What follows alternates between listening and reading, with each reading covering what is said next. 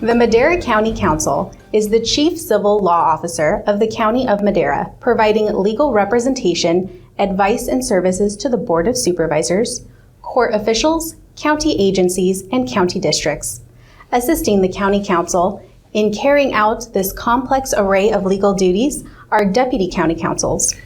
The Madera County Department of Social Services have 3 deputy county counsels assigned to assist the department with all legal matters pertaining to human services. They are all located here at the DSS campus on Sunrise Avenue. We are going to produce a couple of episodes of Inside Track to introduce you to our deputy county counsels. So joining us in the studio today is Charan Kamal Samran, also known as CK. She offers a wide range of legal services to the department, but her primary responsibility is for the Public Guardian's Office. Hi, CK, welcome. Hello there. Okay, so we're going to get to know you a little bit. When did you start with social services? July of this year. So not too long. No. And where did you work prior to here? So my background's mostly in private practice. I did have a gap in there. I was a stay-at-home mom for a little bit, and so this is my back to workforce job. And how's it treating you so far? Good. I like it.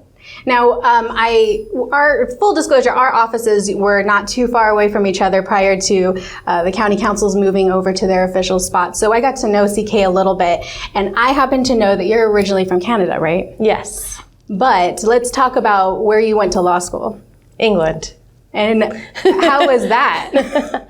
Well, it was kind of an impromptu decision, really. My cousin was going to law school, and my parents pretty much told me, you're going to law school, med school, or you're getting married, or you're going to get kicked out. So I decided to go to law school with my cousin in England. And what is the biggest difference between studying law here in the U.S. as opposed to England? Well, I mean, there's a lot of differences. You guys have a constitution here in the U.S. We have a constitution in the U.S. here. In England, it's not so clear. We have a head of state. Things are divided differently within government, the responsibilities. Canada follows the English system. We have the Queen of England as our head of state. So a lot of our case law is from England as well. That's very influenced by, English rulings. So that's a summary a very quick summary of how we're different. Okay, so kind of going back on track to why you're here. Mm-hmm. As stated before, you are a deputy county counsel. Mm-hmm. So who do you represent as deputy county counsel, and what areas do you oversee? So initially my client would be Madera County itself. And within Madera County itself, my client is the Public Guardian's Office. Okay, so briefly introduce us to the Public Guardian Office and kind of the types of conservatorships you deal with. Okay, so in a county like ours, the Public Guardians and the Public Administrator's Office is one and the same. The Public Guardian pretty much takes care of people who can't take care of themselves. The Public Guardian has a lot of tools to do that. One of them, and the most commonly used one, is conservatorships. And under conservatorships, we have different types of conservatorships, probate, mental health, and Murphy conservatorships. Now, again, we've kind of talked a little bit about your different conservatorships, and you get criminal referrals. Now, why on earth would the criminal court be asking you for assistance?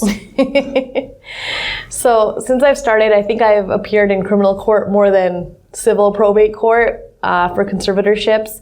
It's because in Madera County we're getting a lot of referrals from the criminal court as the accused are mentally incompetent to stand for trial. So that basically means that they've committed the crime, they're charged, however, they're not competent to help their defense counsel in preparing for their case or defense, or they don't understand the nature of the proceedings. So the court will hold a hearing to determine their competence, and once they're incompetent, after a few other procedures, we're kind of the last stop, and we get referred for conservatorship, and we'll investigate to see if they meet criteria for conservatorship. Just because we're the last stop doesn't mean that we have to get a conservatorship on each criminal defendant. A lot of them don't meet criteria. Some do, some don't. And they could meet LPS criteria, which is the mental health conservatorship, or the Murphy conservatorship, which is under the LPS Act itself, but the criteria is different. Okay, and how many of these types of referrals do you normally get? Well, I think the public guardian would be in a better position to answer that, but I get usually most of the problem files. And most of the problem, and when I mean by problem, I don't mean anything more than that there's gaps in the law. So the court, our office, the DA, whoever else, we don't have a procedure between the departments on how to deal with these individuals. So they are challenging. All right, well, thank you so much for the information and sitting with me today. Well, that concludes this episode of Inside Track. I would like to thank our guest, CK Samran, for joining us today in the studio. If you have any questions about today's episode, or if you have any suggestions for future episodes, you can direct those to the DSS Studio mailbox. Tune in next month for another episode of Inside Track. For the DSS Media team, I'm Ashley Monk. Thank you for watching.